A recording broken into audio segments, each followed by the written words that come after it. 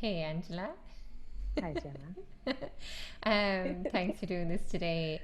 This is just a series of getting to know the teachers a little bit better through an interview format. And I, of course, know you very well for a long time now. I remember, actually, can you tell the story of when we interviewed you for the job at VoiceWorks? Yes. So actually, I was either on a ship or in Bulgaria. I think I was in Bulgaria, and ye had put up on Facebook that ye were looking for a new coach. I had obviously liked the Facebook page for VoiceWorks. I had been working on ships for a good few years. We had just finished our last ship. I feel like that was like sometime in the early summer of 2012. And I was in Bulgaria for a couple of months after the ship and saw this. We were planning on moving back to Ireland anyway and settling down and all that. And then these beautiful, bubbly ladies arrived on my Facebook page saying, "Hey, singers!" So I was like, God, I had never taught at the time. I had been taught, but never taught. So I would have definitely been nervous, but I definitely felt strongly that surely I have something to give. Like I've been singing and I can still sing, and I've done so much singing.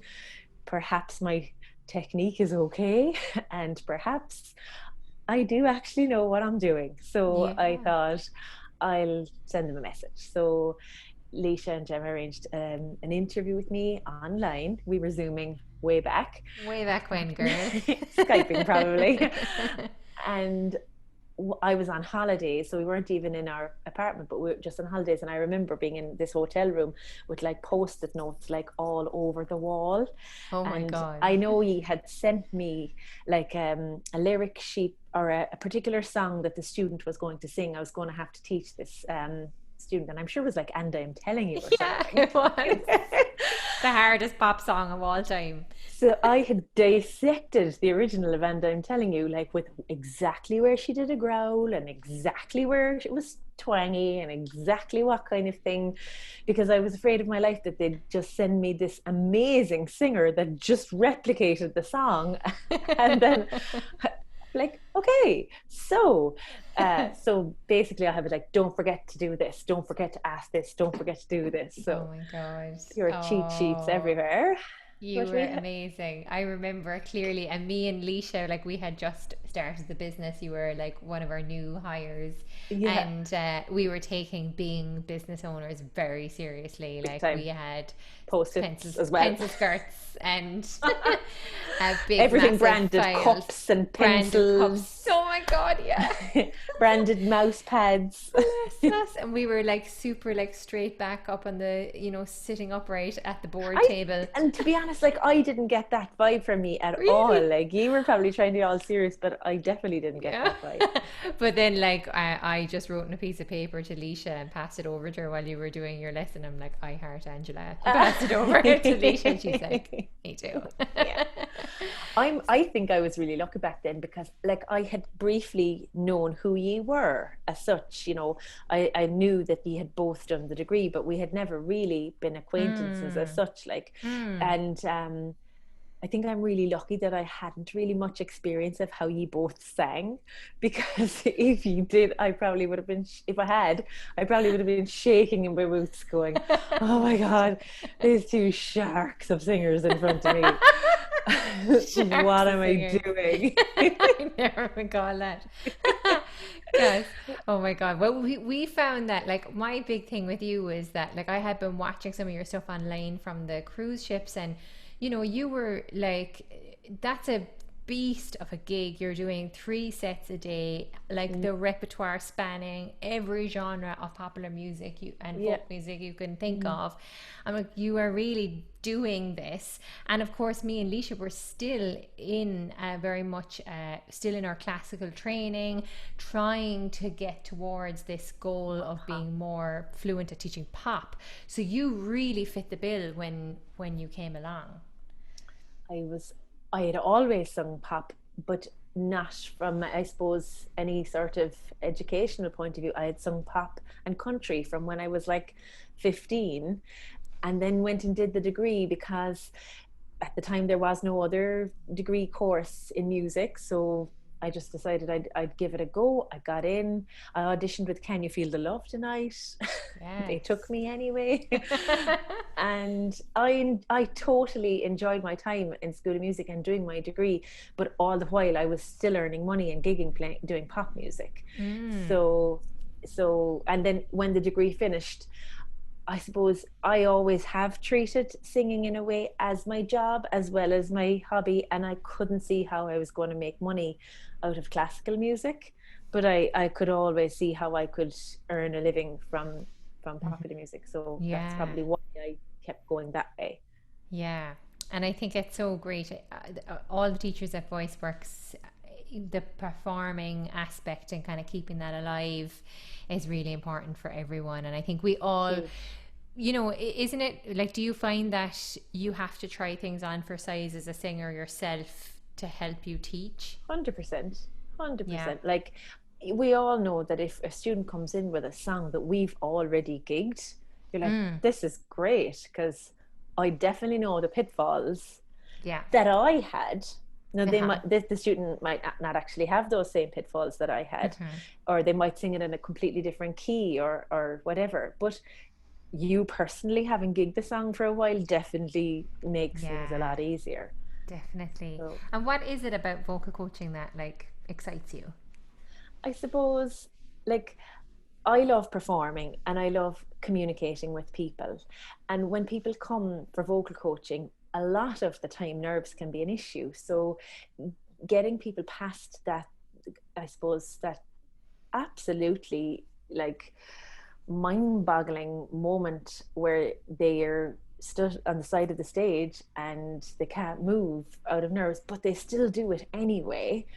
That just gives me so much hope that what Mm, we do is valuable, not just to them as singers but actually as people, because, like, our job as a vocal coach isn't just about technique or isn't just about the technicalities of singing, but it can really affect people yeah. as a person. So I Hmm. suppose it excites me when I see somebody that I think has the potential to get rid of that thing that they want to get rid of, or Hmm. get that thing that they want to get. So for example, if they want to try to overcome anxiety, or Mm. if they want to try to increase their range. So potential, I suppose, is the thing that would Hmm. excite me most. Seeing somebody, you actually don't want to meet the perfect singer. Yeah, you yeah. want you want to meet somebody that you know You can can help. can improve and that you can Yeah, help 100%. yeah, yeah. And it's so true. Like it affects them on a much more universal level. Like it can affect everything in their life. I mean, if they prove to themselves that they can achieve this, then like what else is Hugely. possible? Let's look around.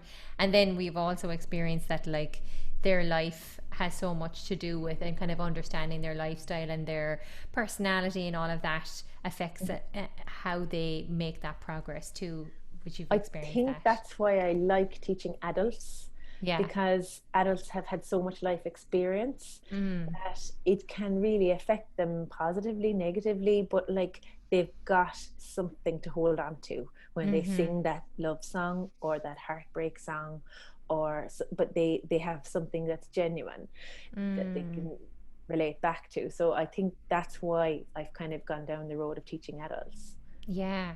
And tell me, what do you think is one of the key ingredients to making a transformation as a singer? I genuinely think it's just one word. Go Got on. two fingers. One word, and it's just commitment. Like, Mm-hmm. you just have to want it. You Mm-hmm. have to want to get better. You have to have a goal in mind, and you have to move towards that goal, in even if they're only baby steps, but Mm. daily. You know, Yes. something daily, baby steps. Baby Have a goal in steps. mind and move towards it. Yeah. So if you're going to improve at anything, you have to, I suppose, even first of all, to admit to yourself that that's what you want. Mm-hmm. I actually think that, a lot of people might skirt around saying it out loud what they really want, Mm. but you have to find what you want, commit to trying your best to do it, and only then will you know what the outcome will be. Absolutely. And I think that it's, I remember looking at a graph of progress. I think it could have been like weight loss or something, and how it will go like that. It doesn't go up like that. Progress doesn't go Yeah, all the way up in a yeah, straight line. It goes yeah, down and then it goes up a little bit, comes yeah. back down. And you just have to kind of be okay with that trajectory, and like you say, just commit. And I think like checking in, it's like if you are, let's say you are doing some kind of weight loss program, checking the scales every day is Mhm, not going to work for you. But mhm. like, checking at certain milestones, but really committing to more of a long-term plan, right? And the same thing with many people for giving up smoking. You know, how Mm, many people have given up smoking and they've started again on, off until they finally get their head straight. yeah, This is what I'm doing. I'm yeah, stopping. And yeah. then you'll find some people just like had light bulb moments and they're like, I'm actually done, I know. you know? Yeah, and everyone's different. Every student has a different path 100%. that we get That's to what go makes on it the exciting. ride for a while with them. So tell me, what are you looking forward to? Anything you're looking forward to going forward now, going back to teaching? I am looking forward genuinely to starting to teach on Zoom because Oh, yeah, because I was out on maternity leave at the yes. start of COVID, so I haven't actually been teaching on Zoom, but we've been doing our free trials and Mm-hmm. I've been getting used to my setup and stuff like that. So I am looking forward to it. I was, I suppose, apprehensive about the connection and how would it Yeah. be, not the internet connection, that's probably another conversation, but like the emotional connection Yeah. and that and how would it kind of convey online. But so far I've had some great free trials, some great chats with people, lovely singing, and it's all totally not as scary or intimidating as some people Yeah. might think. Yeah, it's just a new way of doing it. I think Mm, if you're trying to, like, there's some things you can't replicate, and there are some things that, like, you get in the in-person lesson that you won't experience the same mm-hmm, in a Zoom. mm-hmm. But then vice versa, like, Absolutely. as a vocal coach, like I've said this before, but like I'm obsessed with the fact that I can stare at Yeah. somebody's face Yeah. And without not, making them uncomfortable, yeah. and examine every little lip movement, every jaw position, every vowel shape, every micro movement, like, and I'm like, I know exactly what you're expressing in your eyes. I mean, I have a serious window into their soul. And you raised the point to me before as well about this communication, that the singer has the absolute like fantastic view of themselves as well, to Yeah. see any habits they might have. They mightn't be even opening their mouth at all and they might Yeah. never have noticed that before, Uh-huh. but now they're staring at themselves. We all know what it's like to get somebody to look in the mirror in the studio. They're like, oh geez, I can't, oh, I have to look at myself. People don't seem to mind looking at themselves on the I know. screen. I know. Isn't it What's that mad? about? I don't know. And the Yeah. fact that we can send the recorded Oh, lessons huge. That's amazing. and you can watch it back, Mm. and there's so many times, especially when I'm doing vowel modification, that I'll sing the vowel, and then the singer will repeat the vowel after me, and I'm like, can you make it more like an eh? And then they'll go ah, and I'm like, okay, a little bit more like an eh, and they really think in that moment that they're making an eh sound. Yeah. And then I'll get a message on Wednesday, like 2 days after, going, oh my God, Just you watched poor it back. thing. You were asking me to sing it. I was not singing that vowel. And they have it by the next lesson. So sometimes they need that space, 100%. to Yeah. reflect on it later. Yeah. Mm. Definitely. So, Definitely. yeah. That's a great tool, being able to watch it back. It's Oh brilliant. my God. Yeah. And it's just, I mean, the quality is really good. And yeah, Zoom is a lifesaver. I'm sure Too they're making a soon. pretty penny. They sure are. So, thanks so much for talking to me today, Angela. None. Have a No great problem. term, and we're so Thank you. happy to have you Thank back, you. and we have missed you an awful Yay, lot. I'm so happy to be back. That's another thing. I'm so happy to be back in VoiceWorks and back in our little bubble of singers, and Yes. hearing the singing coming from all the rooms and having our little breaks Oh, together, and you it'll know be fab. it'll be Yeah, great. Yeah. Thank perfect. you. Okay, girl. See you Bye. later.